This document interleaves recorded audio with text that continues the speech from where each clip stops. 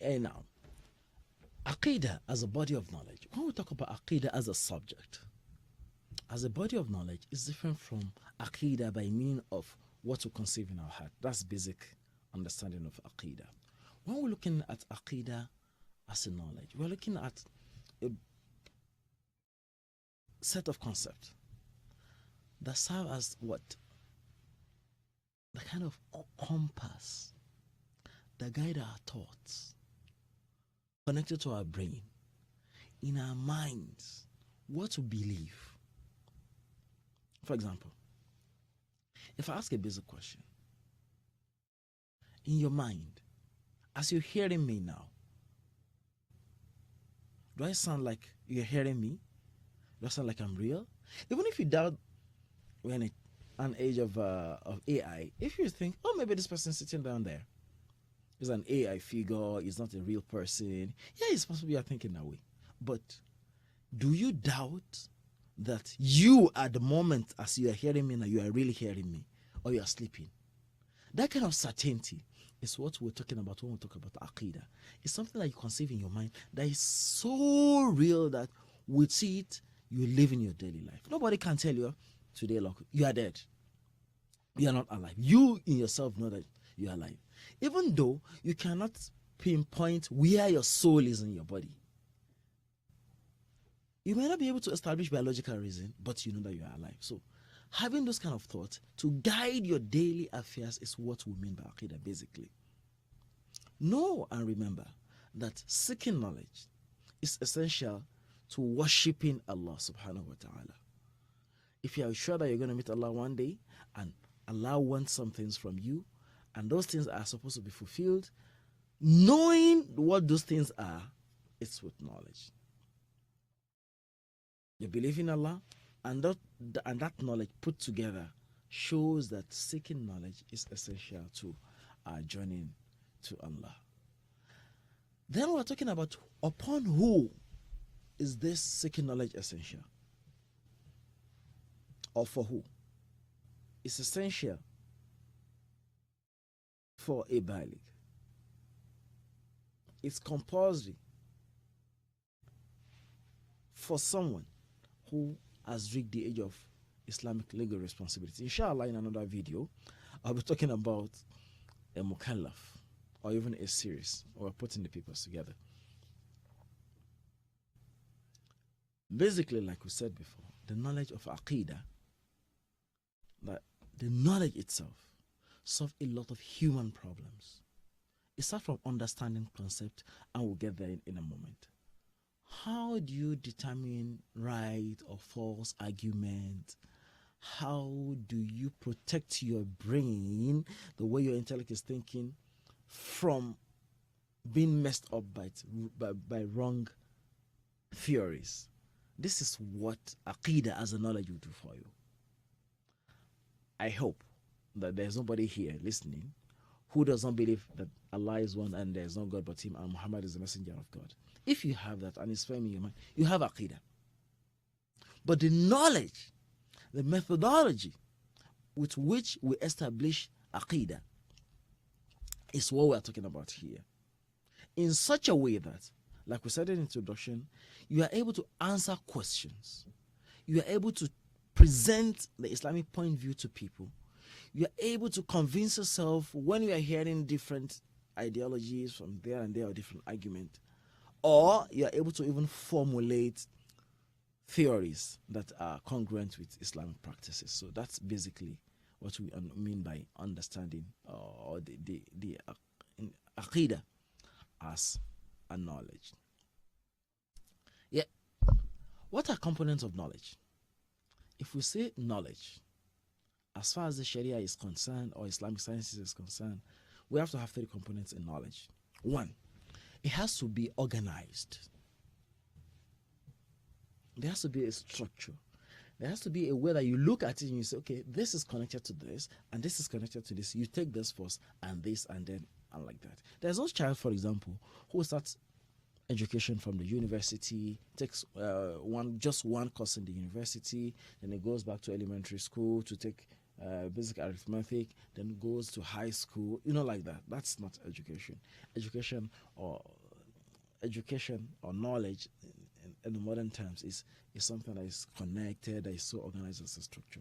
Before you can say, the second point about judgments is what we call qadiyya, and I'll elaborate greatly about that, so that's not a problem. It has to be evidence based, because knowledge is kind of assertion. If you tell me, for example, that all human beings have intellect, all human beings have intellect, you are making a claim. How do I believe that all human beings have intellect? What of a dead body? I can continue to ask you many questions, and the only way you'll be able to establish that fact is through evidences. I'm going to talk about that. Then, when we're talking about knowledge, there has to be concepts that are defined and established before we can say something is knowledge. Anyway, whatever knowledge that we're trying to examine, there are two things that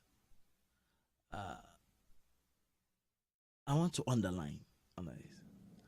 We must be able to understand, establish by evidence that what that qadiyya, that judgment that we're making, is congruent with the truth. The truth can be colored. Okay, let's give this example. If I put, I don't know how well you can say this. Let's try. This is not the best example, but you could see that there's a liquid somewhere in here, all right? If someone tells you that this liquid is blue, you can say, yes, it's possible it's blue. But if another person says, no, it is colorless, says, but I'm seeing blue. Yeah, it's possible that you are seeing blue because maybe this container is blue. What am I trying to point out there? The truth has to be absolute. Sometimes we're not able to determine the truth because we have a coloration in our mind. We are looking at the truth from a wrong perspective or through a wrong lens, something like that. So, and evidences, in this case, we need to learn how to establish evidences. Why is it important? And again, I want to reiterate the difference between Aqeedah as belief and Aqeedah as a knowledge. If you cannot establish and query whatever you believe, then it will be difficult for you to prove other people wrong. We as Muslims in modern age must be able to put our faith to test. This is important because we have heard of cases of people who grew up in Muslim homes. After some time, they start hearing other ideology. They're saying, yeah, Sheikh, we're confused. Is it really true that this is this? We're talking about faith affairs here. Why and how is that coming? How is that having an effect on them? Is because they have not established whatever they believe in by evidence, and they don't put things to test. That's that.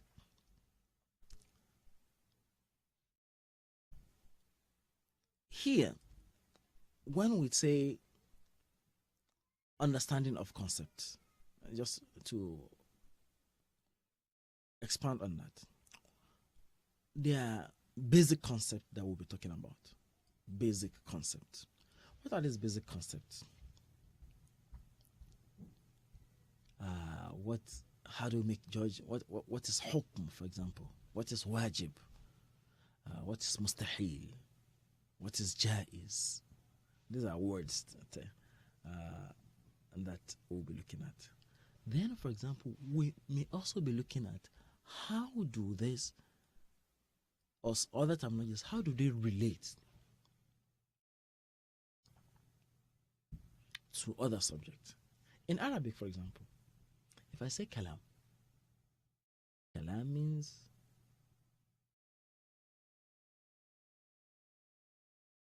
statement. That's in Arabic as a language. But if I take this word kalam into different Islamic sciences, it will give me a different meaning. For example, in Nahu, if I say al-kalamu, a kalam, what we call it, nahwu is grammar. Even Arabic grammar, I say al-kalam. Al-kalam means labzun murakabun mufid bil-wada. Basically, it means in English what you understand as it must contain a subject and a predicate. That's in Arabic grammar. If I say kalam in Aqeedah, usually when we say kalamullah, the speech of Allah, it doesn't mean that the speech of Allah must have a subject and a predicate. We are talking of the divine speech of Allah that has no beginning, that has no end, that doesn't have the attribute of sound and letters, like that. If I take that same word kalam to maybe fiqh, for example, I say kalam, the ruling, for example, of making kalam in salat. What would, if someone made kalam in salah, a statement in salah, does it have to be something that has a subject and a predicate? No. In salat, for example, if you say, oh, intentionally, it enters into what you call kalam, and by saying just that, intentionally, you have rendered your salah invalid. So this is what we mean by technical concept with respect to other fields of Islamic sciences. So here we need to differentiate between the terminologies that are specific to Aqeedah.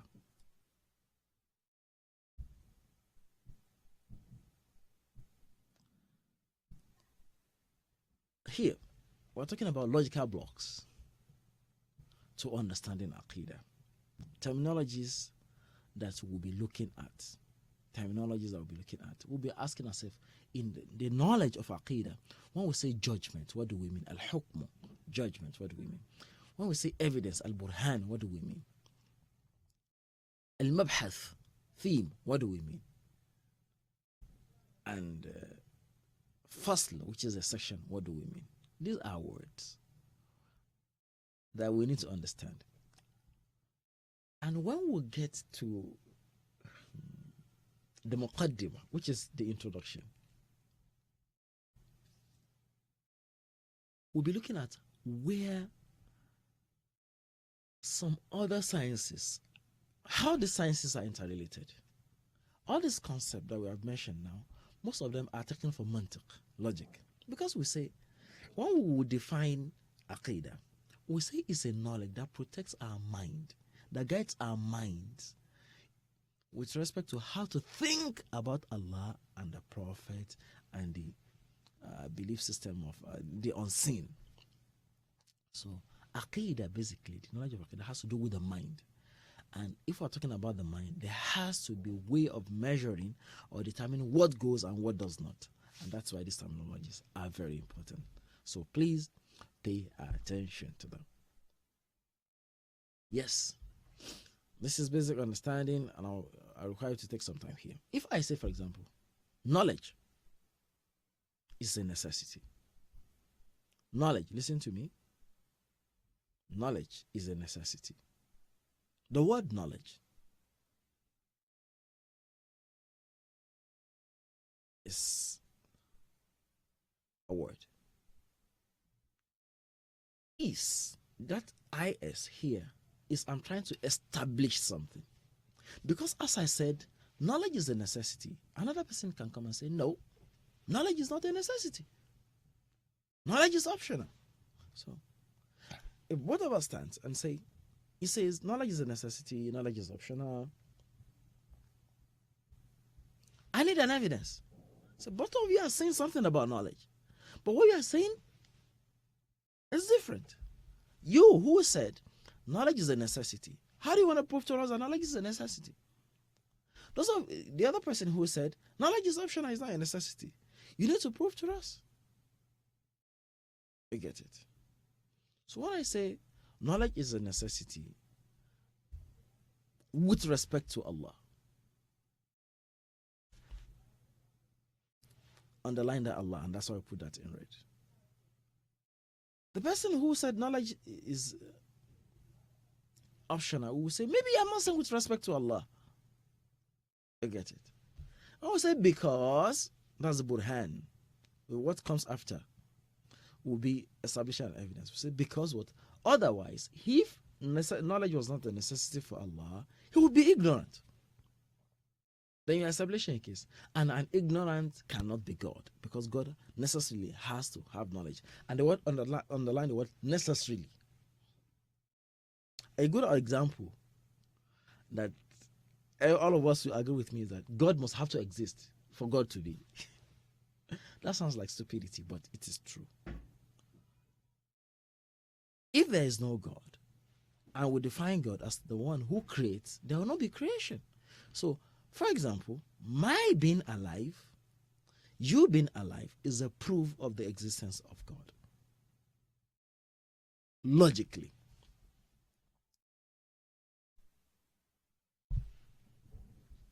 Yes. My God. Yeah, this is a big example, but you try to just read along with me. I know it can be a bit obscure.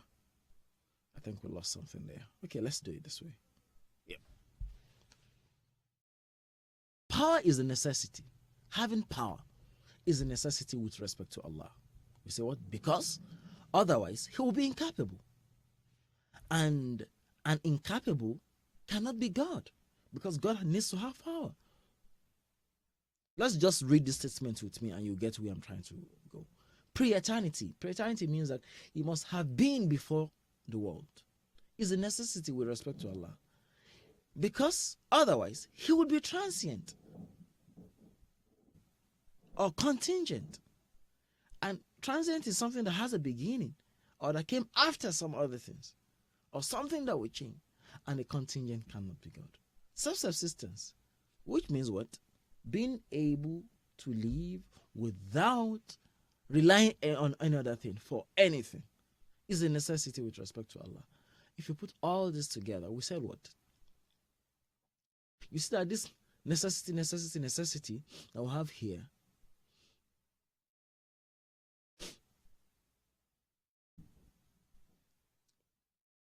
is something.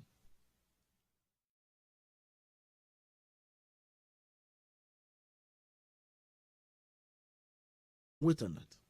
We said non-existence is an impossibility with respect to Allah. That Allah does not exist is not possible. And we said because it will simply be nothing. And if it does not exist, there won't be creation and like that. We say, for example, here, not seeing is an impossibility for Allah. How will it be that we say Allah does not even see? And seeing is a kind of knowledge, does not have knowledge about his creation. Otherwise, you can complete that statement. Non-hearing too can be what you say is an impossibility, that Allah does not hear us. So it will mean that Allah is ignorant. He's not aware of our state. Kindness to the creation is a possibility for Allah. Is it compulsory that Allah is kind to us? No. If he likes, he can be mean to us. That's not. And all of this. Let's now look at this. You may take some time to look at this again. Let's now look at all of this. In this first three statements, we see that it's talking about necessity with respect to Allah. So if we say necessity with respect to Allah, this is the central theme, or the mabhath, that gathers power, pre-eternity, self-subsistence. They are joined together under this theme, and this is what is called a mabhath in Arabic, or in the knowledge of Aqeedah. Here, we're talking about the impossibility. This is impossible for Allah, this is impossible for Allah, that is impossible for Allah. If we gather all those issues, which we call masail, that are impossible for Allah subhanahu wa ta'ala, then we put them under another mabhas, which is the impossibilities for Allah.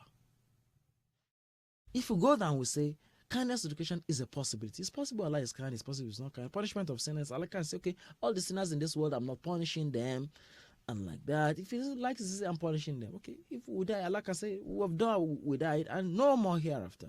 Allah can say so. And Allah can say, no, I'm going to raise you up. It's not compulsory. It's not a necessity for Allah. It's not an impossibility for Allah. Putting all these things together would mean these are possibilities for Allah. So we can have mabhath, themes in the knowledge of Aqeedah. This is how we build the knowledge of Aqeedah as a subject. And now those of you who are at least maybe have a high school or some diploma or some degrees, will understand now what we mean by the knowledge of Aqeedah.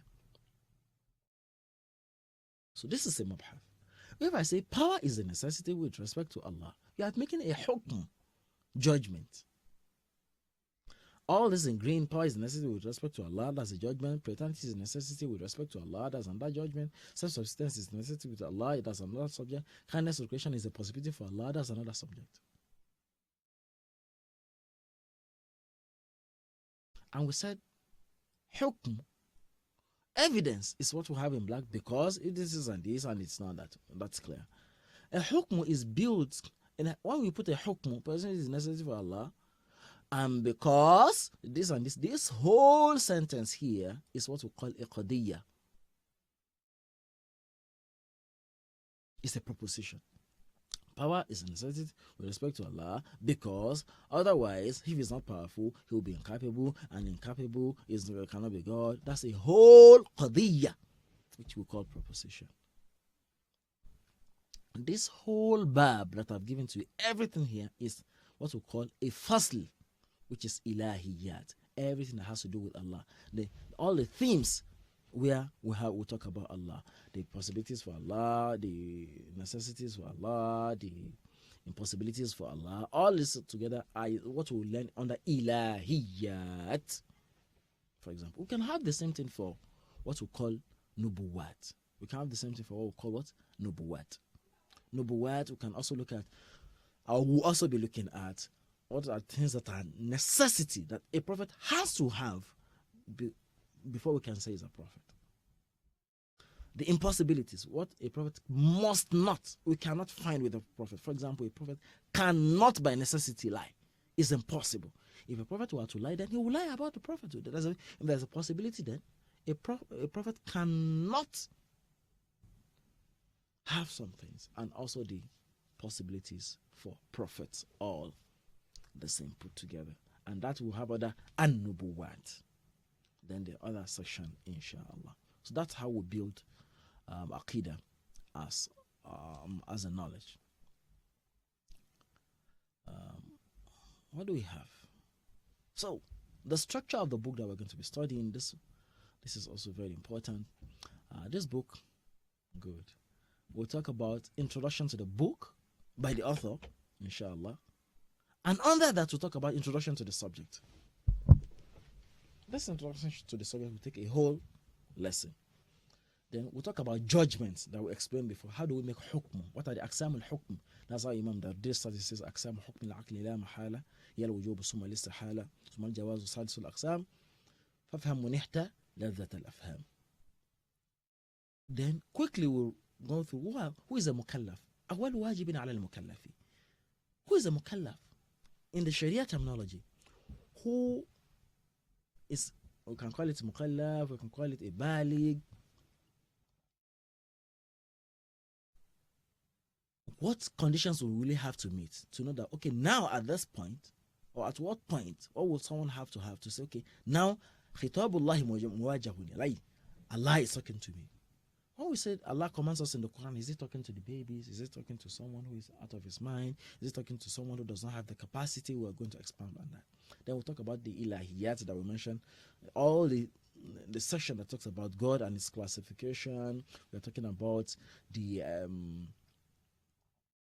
attributes of Allah subhanahu wa ta'ala, how they are classified, what are the self-signifying attributes, the sifatul nafsiyya, the negating attributes, which are the sifatul salbiyya, the qualitative attributes sifat, which are the ma'ani, and the predicative ma'anawiyya attributes of Allah. When it comes to nubuwat, prophethood, we'll talk about the classification, also the necessities, the attributes of the prophethood. Then the sam'iyat will include things like the day of judgment, the angels, the qadar, all other aspects like that are classified together as a body, as a section. Then Al-Imam Dardir did a very beautiful work where he said, okay, all what we have said before, from the introduction to the sam'iyat, are what? Are things is teaching us how to logically establish in our minds the existence of Allah subhanahu wa ta'ala. But other than that, is there another pathway with which we can establish the Iman, the Aqeedah in our hearts other than the logic? Yes, Imam Dardi is going to open a dot for us upon that. Well, Imam Dardi, let me give you this gist, wrote this book overnight. He was worried. It was Sheikh al-Azhar, the rector of Al-Azhar University. Look at it like a VC of a modern university now, writing a short text. It's just in 4 pages to summarize Aqeedah for beginners. Welcome to this workshop once again. Wassalamu alaikum wa rahmatullahi ta'ala.